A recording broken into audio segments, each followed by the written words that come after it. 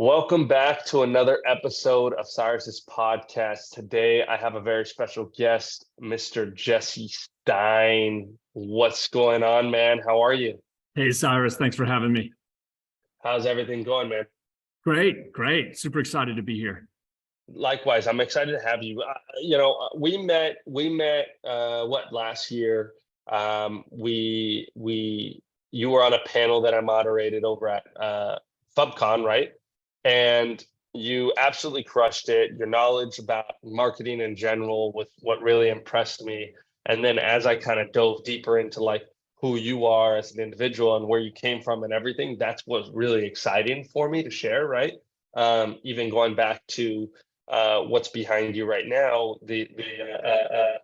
an autographed picture right there. I think you got Cristiano and Messi right there. It kind of speaks to what your background was. So, but before I even get into there, like, you're an entrepreneur. You're an entrepreneur, period, end of story. Like, whether people want to say that or not, like, that's what you do. That's where I've seen you've had a lot of success. Before you got like into really like your first business, like, did you always know that you were going to get into business, or what did you do before that you started your first business? Yeah, so I worked and lived in Tokyo, Japan for most of my 20s. Oh, wow.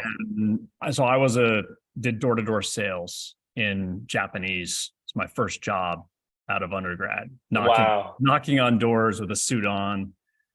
Before that, I'd gone to Japanese college for a year, so I spoke the language. And then I was a journalist in Tokyo for almost 4 years before business school somehow fooled the Wharton admissions committee and got into Wharton and then did my MBA there. And you asked like how I fell into entrepreneurship. Honestly, I just realized everyone was so much smarter than me and everyone was going into consulting and investment banking. I was failing all those classes. And so I thought, probably the last thing remaining is entrepreneurship. So I declared entrepreneurship as a major and they had no idea what to do with me. I graduated there right around the time of the beginning of the commercial internet.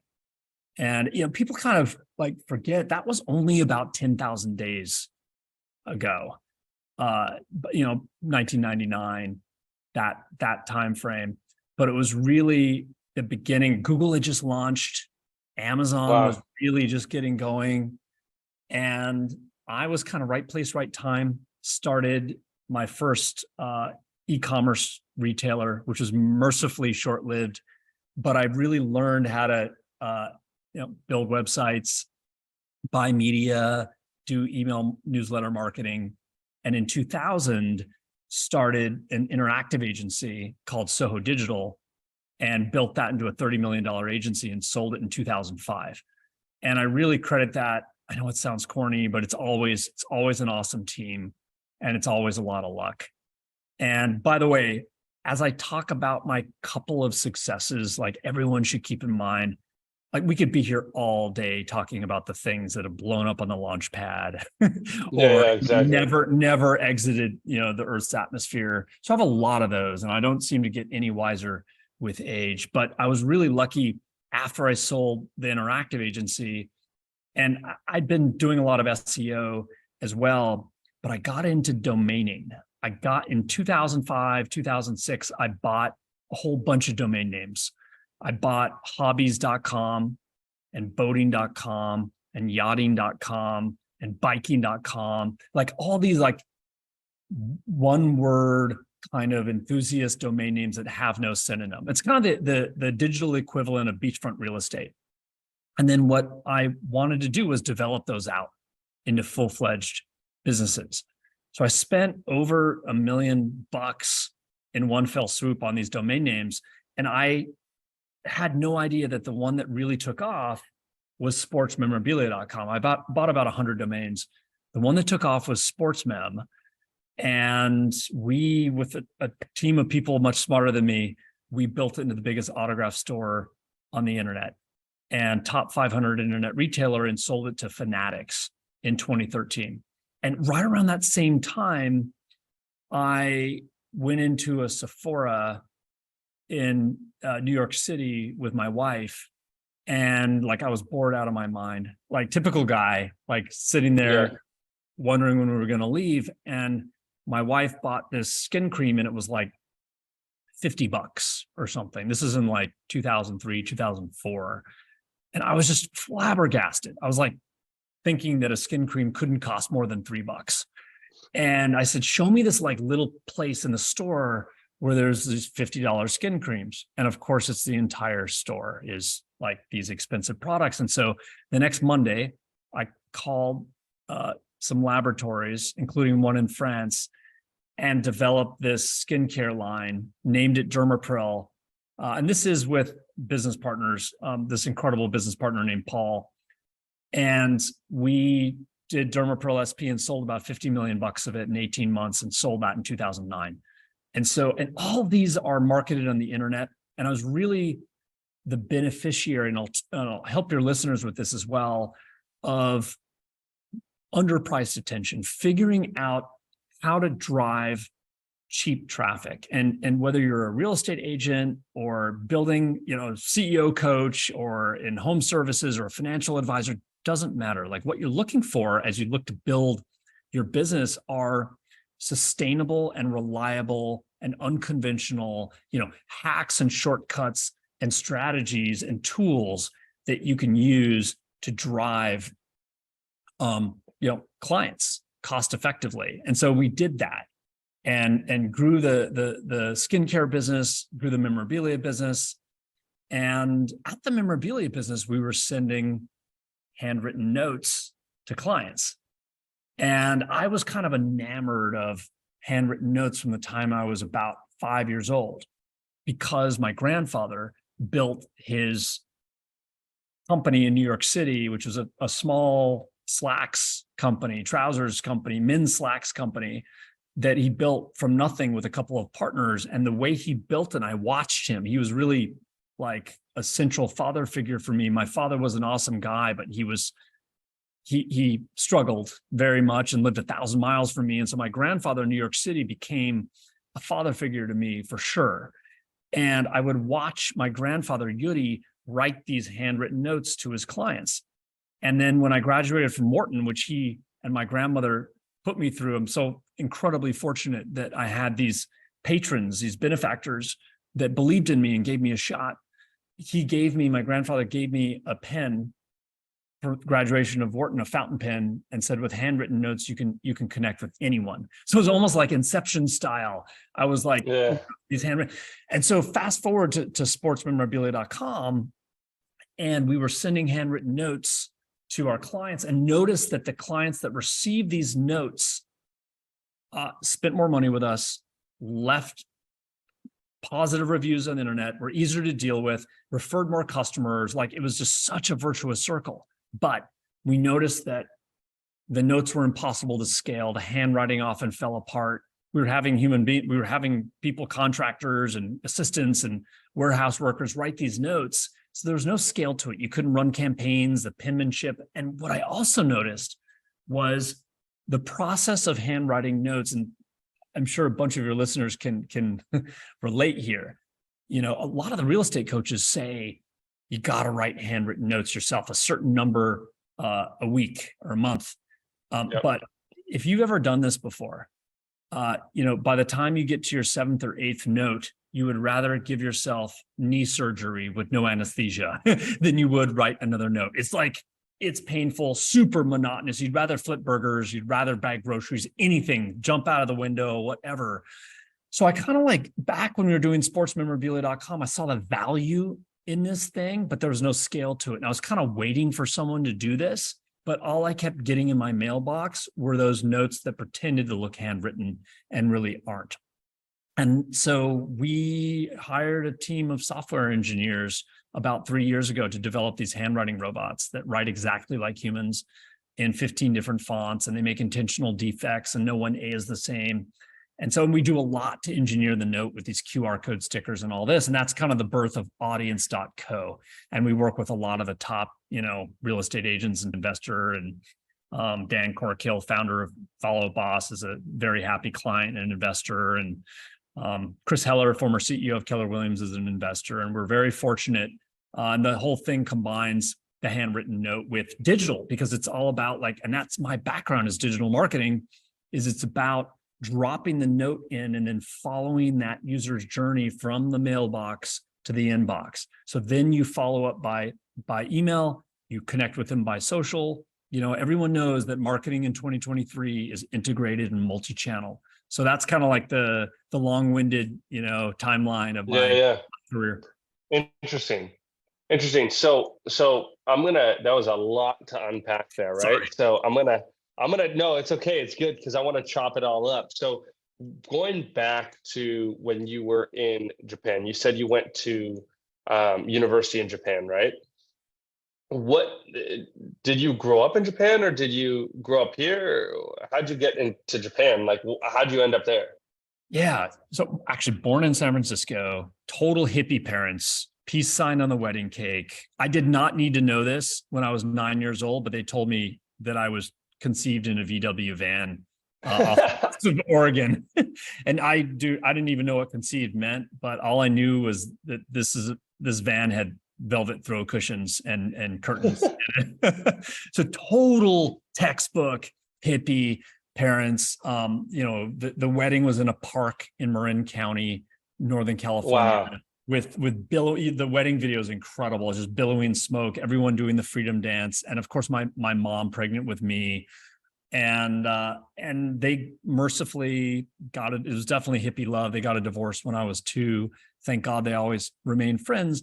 But my mom found work out in Santa Fe, New Mexico. So I grew up in Santa Fe, about 1,000 miles from my father, and I would spend the summers in Northern California. My father was a very, very kind-hearted, loving person, but he had a lot of problems.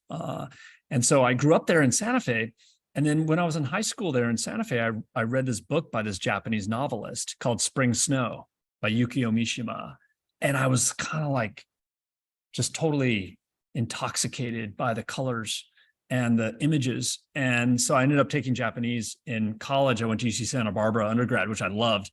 And and then I just kind of got more and more interested and ended up doing a year abroad in Japan.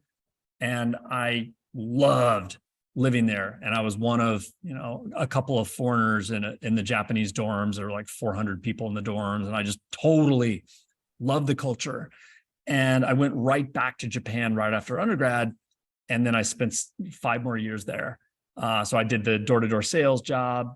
And then I was a journalist there, and I worked for Nike in marketing, and then got super lucky to get into Wharton and ended up going to Wharton. So when you read this book, you know, you're younger, like, did you at that moment, was it like, I'm going to move to Japan one day? Or like, was it something? I'm a big believer in manifestation, right? Like, I'm a big believer in like, we create our own future. And it's a huge moment that you notice, okay, hey, look, like, I love this culture. Like, what was the decision? Was it, hey, I just want to learn more about the culture, and then an opportunity came? Or was it, I'm going to make this opportunity happen and move to Japan one day? Yeah, I think the seed was planted Inception style there when I read the book in high school. And I totally believe in that manifestation piece as well, combined with perspiration, right? It leads to, yeah, for sure. I totally. There's no manifestation without action. Like, I truly believe, like, you can believe it, you can want it, but like, if you don't take action toward it, it won't come to you, right? Like I think there's a we can attract what we want, but it'll only come to a certain point, and we have to meet it there, right? So that's kind of my thought process with manifestation. And so with you, like, that's why I'm curious on how that came to fruition for you. Yeah, for me, it was probably a gradual process. And then in college, I took Japanese, and I just thought it was really, really cool. And Santa Barbara was a wonderful place, but pretty homogeneous. And I definitely felt called to go to Japan. I don't know why. I think there's something that, I know it sounds corny, but maybe I can't explain. Like, why would a gaijin in the it was 1990 that I went over there for my year abroad. Why would I be so, it wasn't like a should or a could, or, you know, it was a have to for me. Yeah. One of those things like, my wife and I pulled our kids, we had 3 boys, we pulled them out of school 8 years ago and traveled around the world to 36 countries, 6 That's continents. awesome. We homeschooled them. It was 385 days. It was amazing. And I bring that up because I felt like it was a have to. It wasn't like, Yeah. you know, I'm sure everyone listening can relate. Like when something is just like, this is, it sounds corny to say it's your destiny or whatever, but it's like, this is, I have to do this. I will not live with myself. Yeah. And so I went into the education abroad office at Santa Barbara, and then they told me that actually the tuition would be the same as in-state tuition if I went to Japan. So there's a big financial component to that, where I realized it was Yeah. super cost effective to do it. And then it was just like game on from there. Yeah. So, and just because I think that this will be super helpful for people, like that feeling that you get is like when you feel like you should do something, like you have to do something. Naturally you have this negative self-talk, this track that tells you, no, you shouldn't do it because of XYZ and yada yada yada. Like, how do you overcome that? Of like you as a personally, like how do you overcome that talk track when you know, like, hey, I want to do this, I'm gonna go for this, but like all of this stuff is happening over here, this noise? Yeah, that's a great question. I'm definitely not an expert, but I have worked really, really hard. For some reason, when I was 15, I got into the whole self-improvement thing and read Dale Carnegie's books. And then I'm dating myself, but when Tony Robbins came out with Unlimited Power and the full set on cassette tape, I listened to all the cassette tapes. And then there was the 7 Habits book and all that kind of stuff. I was kind of obsessed with that. And then later on, like Eckhart Tolle and all these Ram Dass and these kinds of people just standing guard at the doorway of your mind, and curating that and sort of learning. And I am not an expert by any stretch, but I've done a lot of work in the last 12 years as well within shamanic settings, let's just say, kind of working on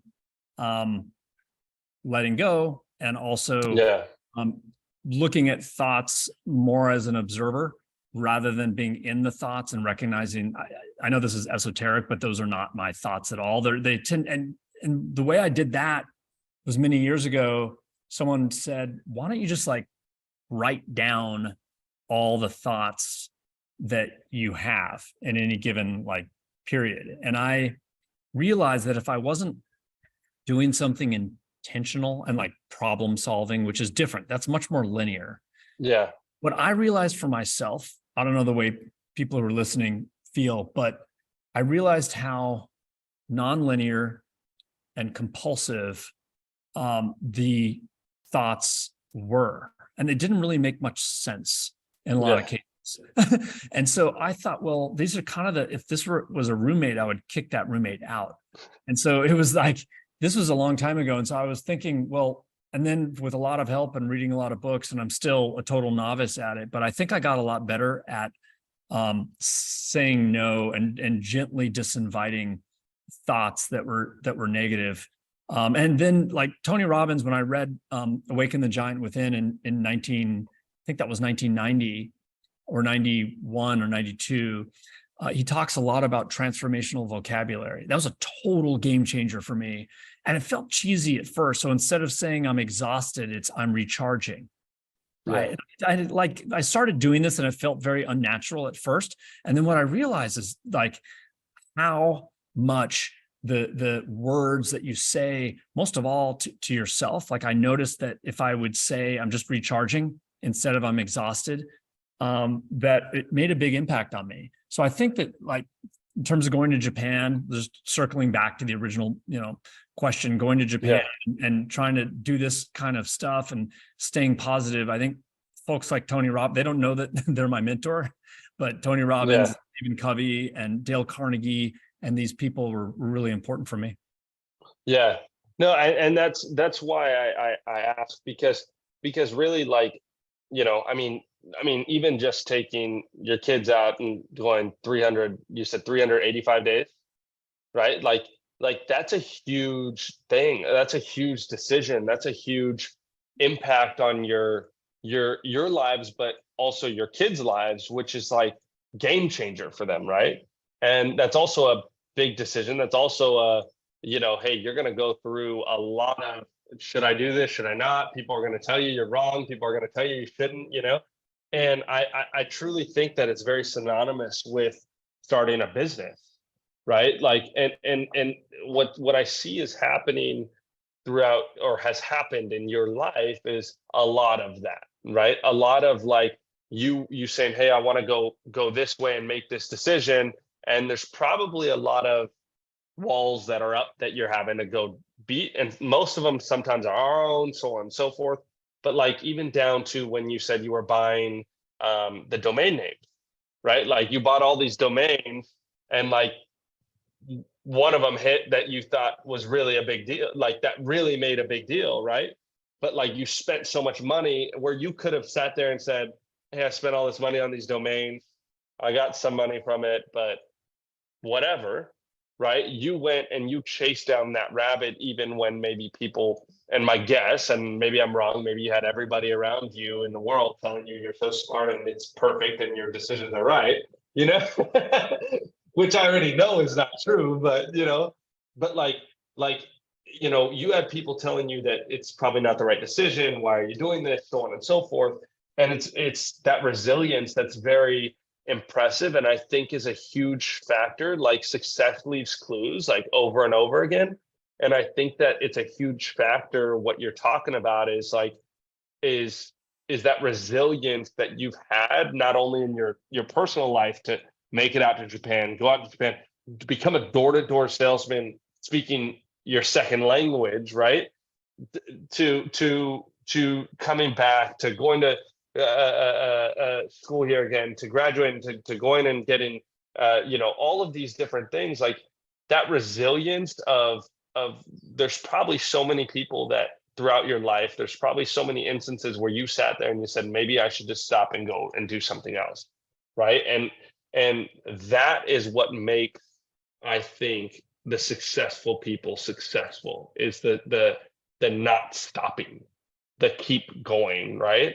And if we can figure out how to keep going when everything else is telling us to stop, I think that's a major hack in life.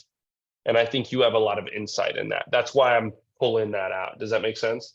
Yeah, totally, totally. And I think, I'm just, with all humility, I think it's been a lot of luck and a lot of people that have believed in me. And then after a while, I realized this is all I'm good at, and I can't be an employee really or anything else. So I kind of like, threw my watch down the outhouse. So I better just throw my wallet down there. So I'll go get the watch, type of thing. Like I'm committed to it completely. Yeah. And so it's like, I believe in the saying, the thread of getting hanged in the morning focuses the mind. And so my colleagues will tell you, like, I make a lot of mistakes and hopefully fail pretty quickly, although there's many exceptions to that. But I'm a strong believer in, because I can procrastinate like crazy. And then what I've noticed in myself, I don't know if you've noticed this, Cyrus, but when things are a should or a could or then chances are it's not going to get done quickly. And so I have to kind of make it a have to, even if it's artificial. A good example is I had been talking about doing a digital marketing training system for many, many years. And I knew that I wanted to take like all these years of starting companies and trial and error and failing and a couple of successes. And I wanted to distill that into a training system that would be super useful, no matter your profession or anything else. But I've been talking about it and not doing it. And so I was kind of sick of what I call shoulding all over myself. I was just shoulding all over myself. And so finally I said, so how can I turn this from a should and a could into a have to, so I absolutely can't get out of it? So what I did, and I don't know, this might be useful for some of your listeners, and it sounds like you've done a phenomenal job of this, but I scheduled a live seminar 90 days from, this was 3 years ago, and it was July, and I scheduled it for October. And I had a lot of help from my colleagues like Santi and others in pulling this off. But what I had to do in those 90 days was create 8 hours of content. And what I said was, in order to create the threat of getting hanged in the morning, so my mind was focused, was I reserved the room. I invited a ton of people. I charged $1,000 per. I did let some friends and family and stuff like that in, but people ended up flying in from London and Texas and California. This was in Miami, by the way, this event. And so it was for 80 people. It was me for 8 hours. And then what I also did to layer on top of that is I paid for the catering, paid for the room. And then also we handed out anonymous evaluation forms at the end where there was no opportunity to put your name. So I knew that that was it. Like, I created the threat of getting hanged in the morning, and I knew I had to create that content. So I ended up just like super focused the next 90 days and then created that content that, thank God, the event went really well and delivered a ton of value. And that's kind of my maxim. And I know you're this way too, Cyrus, is just give as much as you possibly can. I'm not suggesting that I'm like this super altruistic person, but when I do the seminars and this sort of stuff, my inclination is just to give as much as humanly possible, almost to an illogical extreme. And then that became the source content for the training system, and then ended up developing the training system and went from there. So I don't know if that's helpful at all, but the threat of getting hanged in the morning. Yeah, that's super helpful. And it's really funny because I do that in my daily life, right? Like I'm at a co-working space right now, right? And I sat down, I put my sunglasses on a table over here on the right. And then I said, wait, I'm gonna put my keys right next to it, right? Because if I don't put my keys there, then what's gonna end up happening? I'm gonna leave, I'm gonna forget my sunglasses, right? So I set myself up for success, right? So that I have to remember my sunglasses because I cannot leave without my keys, right? The same thought process where, like, once you put yourself in a certain situation, it's like, we booked those dates for the tour. It's like, it's happening. There's no like, hey, will it happen or will it not? Like, it's gonna happen, right?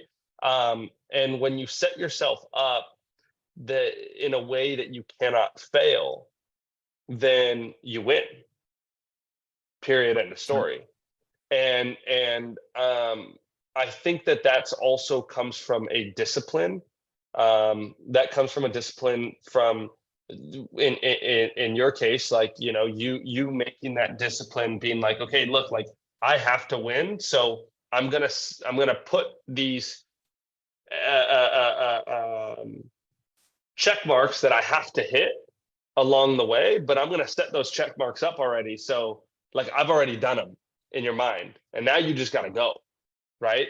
And I think that's super, very much like in my life, it's the same thing. It's very helpful for me because what it allows you to do is it's accountability for yourself, extreme accountability, right? Like I always talk about my story. Like I had no option but to win because failure meant my mom not having a house, and like that was my life for a long time. And then when I paid my mom's house off, then I had to figure out, like, what am I like really pushing for, right? And like what I realized is, like, I had to set myself up with these little accountability reminders, like leaving my keys next to my sunglasses, right? So that I know that I don't forget my sunglasses.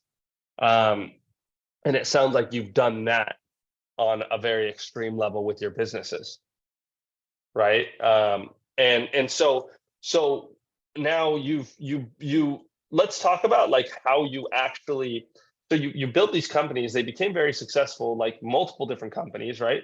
And you sold multiple different companies. Like, what does that look like for you? Like, going from building a company, do you build all of your companies so that you could sell them, or are you building so that, and then an opportunity comes and then you sell?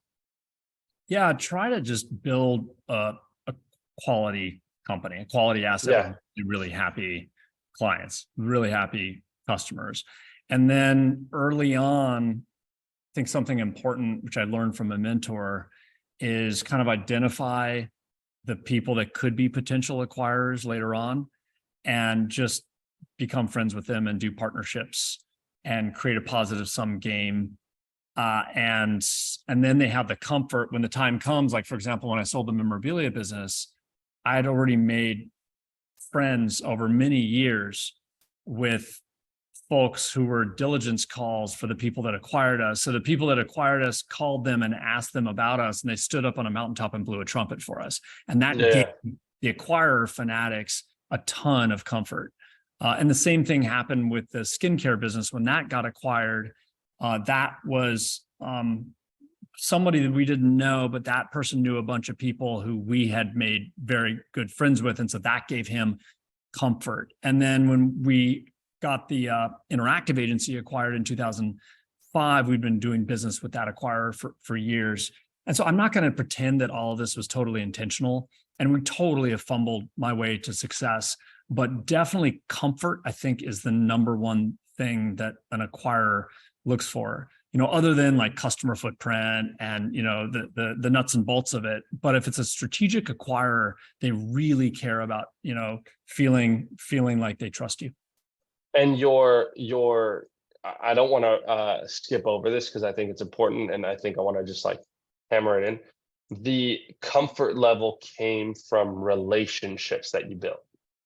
Precisely. Yeah. Would that be the number one thing that was really like you feel led to the most comfort?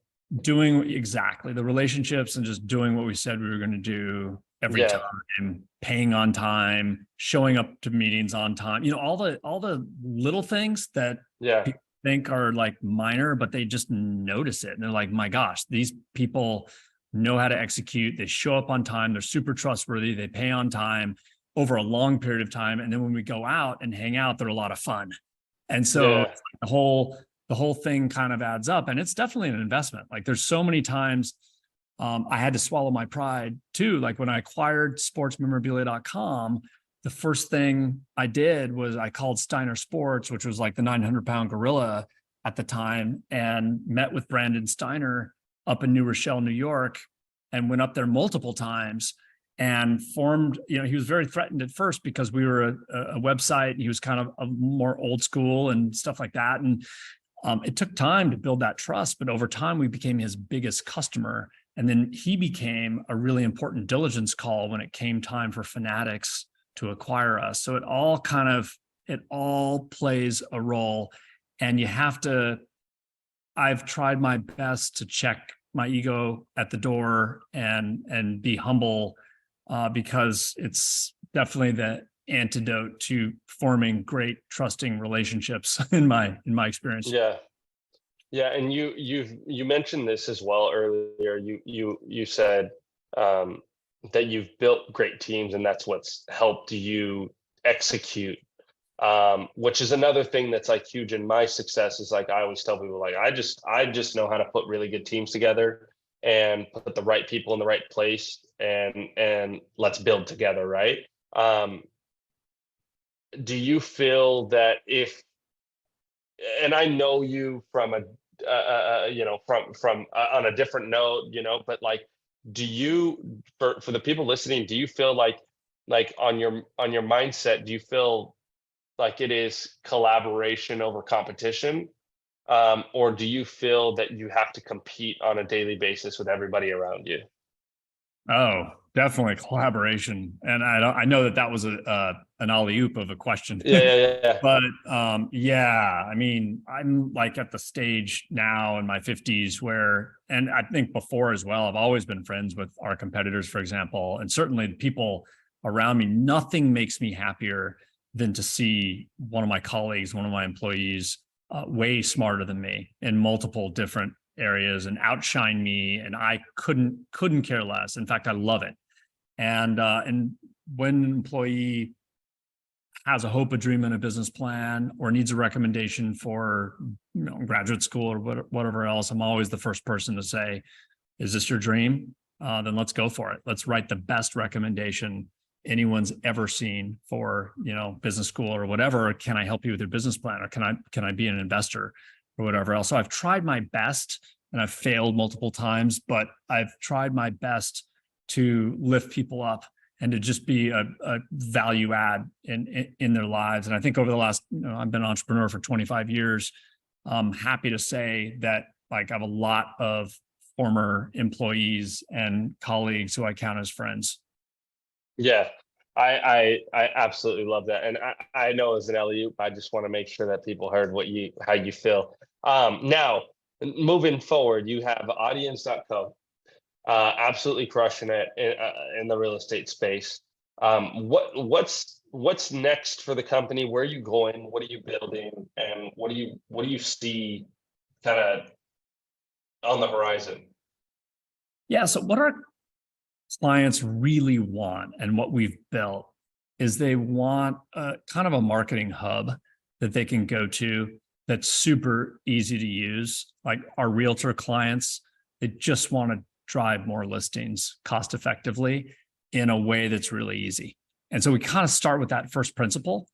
And the notes are on their own great. They drive 5 to 8 times the response of printed direct mail. So on their own, they drive a really high ROI. But what really makes the platform interesting is you drop a note into a homeowner and it acts as this Trojan horse. It acts as this diabolical shortcut where now you've sent a note, you can call them, state laws permitting. You can email them. You can connect with them on social media. I even have, for example, a client, he's number 96 on Real Trends in the United States. He did $600 million in transaction volume last year in Miami. His name is David Siddons. He's unbelievable, this guy. He was one of our original clients. He really understood the power, not only of the notes, but of our entire follow-up system with the emails and the social handles. And we even do AI generated content. All of our note templates are generated by ChatGPT 4, for example. So it's all totally optimized. But David, what he does, and the common thread that runs through successful audience.co clients is they send the notes and then they follow up by phone and they follow up by email. David even goes, here's a guy who did $600 million in transaction volume last year. He follows up door to door with brownies, with a little ribbon tied around the brownies, with his branding. And he just asks, he doesn't sell, right? Selling is cringy. So he says, I'm just wondering if you received my note because I sent it. I fear I may have sent it to the wrong address. Just wanted to confirm that you received it. And that's just the ultimate door opener. And then you go from there because the real biggest challenge is how do you, it's one thing to approach your sphere, right? And it's and then you kind of dig a little bit deeper after you've approached let's say the bullseye, which are, let's say, buyers and sellers that you've represented. And then if you look at one concentric circle out of the bullseye, Cyrus, would be, let's say, orphan buyers.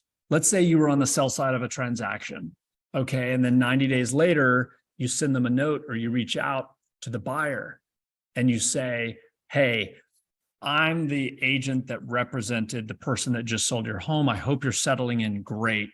If there are any questions that the seller can answer, I'd be happy to put the two of you in touch. And then bam, you're in touch with orphan buyer. But the big challenge and where the real money is for real estate agents and really building a career. And I know that a lot of people listening here today, I know there's a lot of non-realtors as well, but I know you're not dabblers. I know you're not toe dippers. I know that this is like a career for you and you want to just go for it. So the key is, how do you form that long-term relationship with your farm, with cold homeowners? And the trick becomes warming them up. And the handwritten notes we've found, like as long as they're written by a real pen and they're thick stock stationery. And what we do on the front of the note is we put a graphic with a local landmark on the front. Like that acts as an amazing door opener. So that's kind of like how the platform works. That's amazing. And when they get that, they do all of that follow up. That's why they're seeing the success. Now, as far as where do you want Audience Co to be in 5 years? Like, what do you want from the company? What is your vision? Yeah, it's where realtors and home services companies and SMBs like restaurants and fitness studios and other SMBs, financial planners can easily drive more business and form deeper, stronger bonds with their prospects and customers. And that's the core of what audience is. And what realtors, for example, really care about. They care about two things with this. They care about like exclusivity. They want to know that no one else is sending notes to the same people, and they care about cheap notes. And so we offer exclusivity over whether you're going for a condo tower or neighborhood, and then unlimited $1.49 notes, including the 62-cent first-class postage stamp, the materials, everything. And you go into the app and you can send the note in literally a couple of clicks. You can send 100 notes, you can send 1,000 notes and go from there. So the way I view audience is thousands of SMBs with a core focus on real estate, using the platform and basically helping thousands of entrepreneurs grow their businesses, because they're not getting the same performance from Facebook and Instagram and other channels. I mean, email gets ignored. And so it's like, where do you go? And the note is something that obviously has been here for decades, but it's not enough. And so you've got to like drop the note in and then use that to follow the user journey from their mailbox to the inbox. Yeah, 100%.